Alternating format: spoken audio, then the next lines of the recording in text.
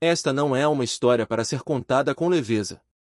Não é uma narrativa para ser consumida com conforto. O que você está prestes a ouvir é o retrato de uma realidade que o Brasil tentou esquecer, esconder e enterrar sob séculos de silêncio. A história do escravizado conhecido como Pata Seca é, antes de qualquer coisa, a história de um país construído sob dor, violência, exploração e desumanização. Mas é também a história de um homem que, mesmo arrancado de tudo, existiu. Respirou. Sofreu.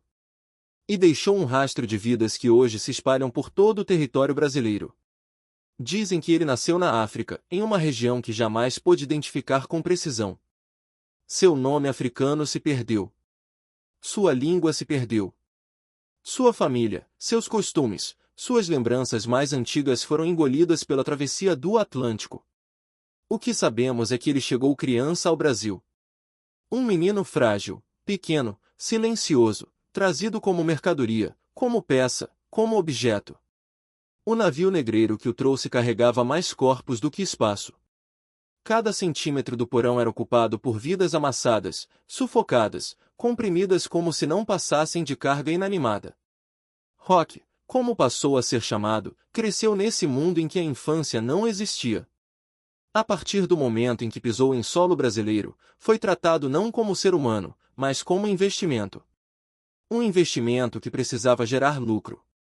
Um investimento que precisava trabalhar até que seu corpo quebrasse. Um investimento que precisava obedecer até que não sobrasse vontade própria. Aos 10 anos, Rock já segurava ferramentas pesadas demais para suas mãos pequenas. Aos 12, já era açoitado por qualquer erro mínimo. Aos 14, algo começou a chamar a atenção, ele crescia mais rápido do que os outros escravizados de sua idade. Seu corpo se desenvolvia como se quisesse responder ao ambiente hostil com força bruta. A cada ano, ficava mais alto, mais forte, mais resistente. Mas força, no Brasil escravocrata, não era sinônimo de respeito. Era sinônimo de exploração. Aos 16 anos, Rock já tinha o porte físico de um adulto.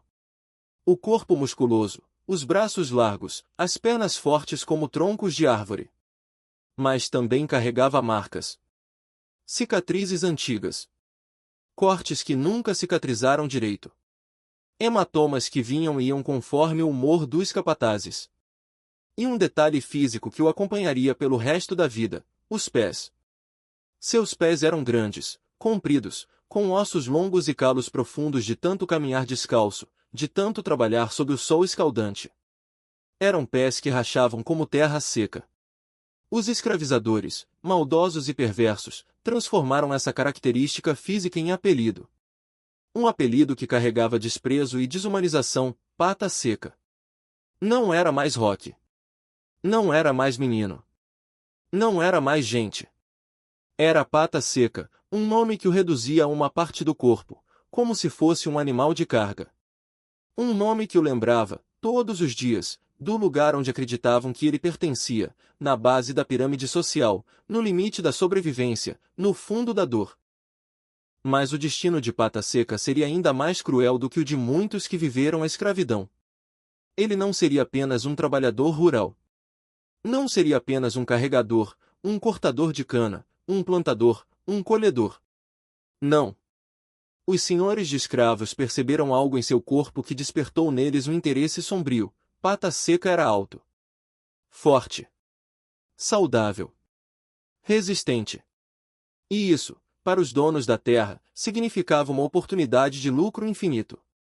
Era comum, naquela época, que fazendeiros escravistas tentassem melhorar o plantel de escravizados, como se fossem animais, através da reprodução forçada. Queriam crianças que herdassem força física, resistência, musculatura. Crianças que, desde pequenas, já prometiam bons lucros. Filhos que seriam vendidos, alugados, utilizados para enriquecer ainda mais os senhores brancos. Foi assim que, por volta dos 20 anos, Pata Seca foi chamado à Casa Grande. Não era comum escravizados entrarem naquele espaço. Ali era onde ficava o poder, o luxo, o privilégio. A sala era grande, iluminada, decorada com móveis europeus. Pata Seca entrou de cabeça baixa, sem saber o motivo de ter sido chamado. Quando levantou os olhos, viu 3 mulheres escravizadas já esperando ali. 3 mulheres que, como ele, tremiam por dentro. 3 mulheres que sabiam o que estava prestes a acontecer. E naquele momento, antes que qualquer palavra fosse dita, ele entendeu: seu corpo havia sido escolhido para uma função terrível. A partir daquele dia, Pata Seca seria usado como reprodutor. O fazendeiro explicou sem rodeios, com a naturalidade cruel de quem vê seres humanos como ferramentas. Disse que ele era forte. Disse que suas características físicas eram valiosas. Disse que aquele corpo poderia produzir muitos novos escravizados. E que isso, para a fazenda, significava lucro. Muito lucro. Não perguntou se Pata Seca queria. Não perguntou se as mulheres queriam. Não perguntou nada. Apenas ordenou. E assim começou o período mais brutal de sua vida. Pata Seca foi forçado, repetidas vezes, durante décadas, a gerar filhos com diferentes mulheres escravizadas. Mulheres que também não tinham voz, nem escolha, nem proteção. Mulheres que eram estupradas pelo sistema, e que carregavam na pele e no espírito cicatrizes que jamais seriam vistas pelo mundo. Muitas choravam em silêncio. Outras tentavam virar o rosto, para não ver o homem que também era vítima da mesma violência. Outras aceitavam porque não havia alternativa. No sistema escravista, resistir muitas vezes significava morrer. Pata Seca, por sua vez, tinha um peso esmagador sobre os ombros. Ele não era o culpado, mas era um instrumento. Era usado para aprofundar a dor de outras pessoas.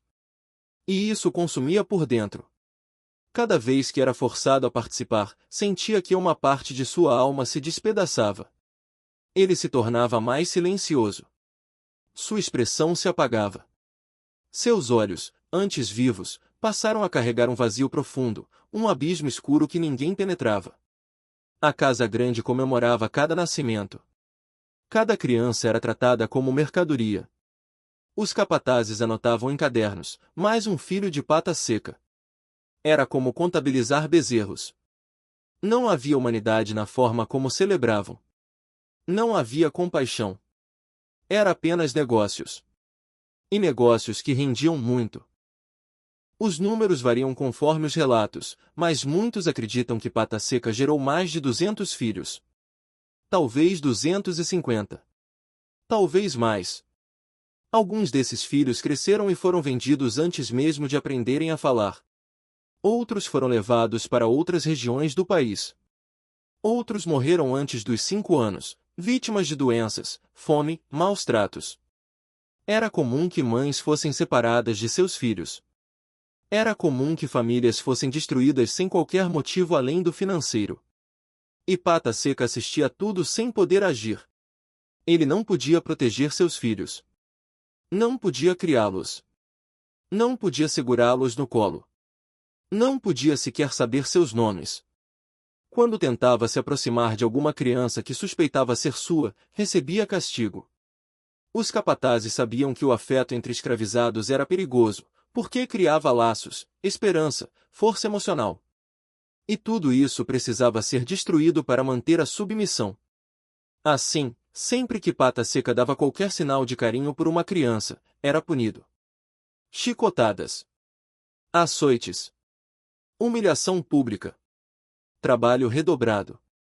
Castigos que deixavam marcas que nunca cicatrizaram completamente. Com o tempo, ele aprendeu a não olhar diretamente para seus filhos. Aprendeu a não demonstrar emoção. Aprendeu a ser pedra, porque ser humano lhe custava dor. Mesmo assim, dizem que às vezes, em breves momentos de descuido, ele se permitia algo mínimo, um sorriso contido, um olhar demorado, um gesto rápido com a mão. Pequenos fragmentos de humanidade que escapavam apesar de tudo.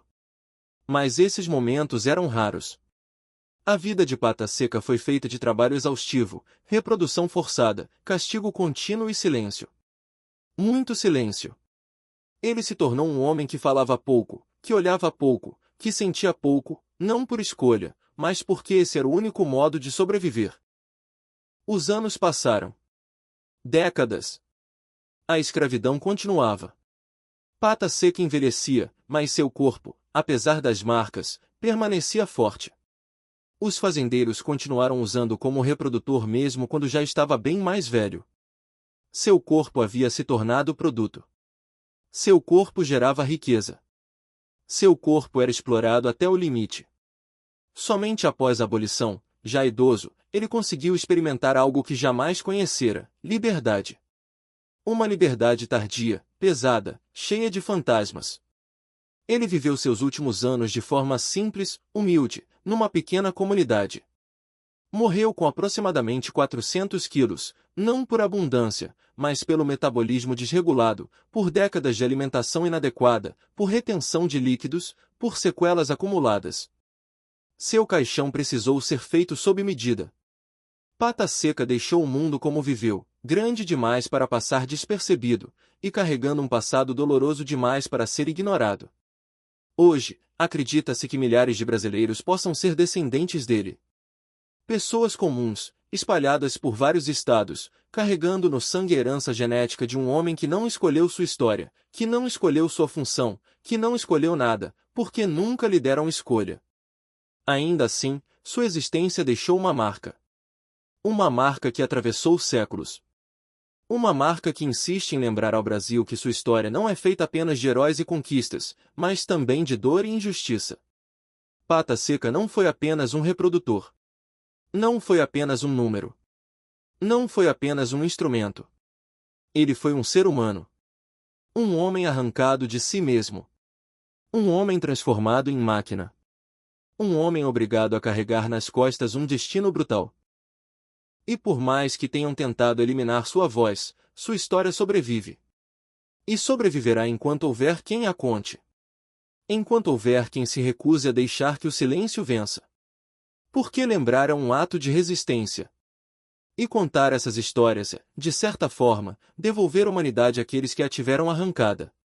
A história de Pata Seca é a história de um país que foi construído em cima da dor de milhões. Mas também é a prova de que nenhuma tentativa de apagamento é forte o suficiente para calar completamente a verdade. Hoje, ao ouvir sua história, nós damos a ele algo que jamais teve: testemunhas. Pessoas que reconhecem sua existência. Pessoas que reconhecem sua dor. Pessoas que se recusam a deixá-lo desaparecer novamente nas sombras.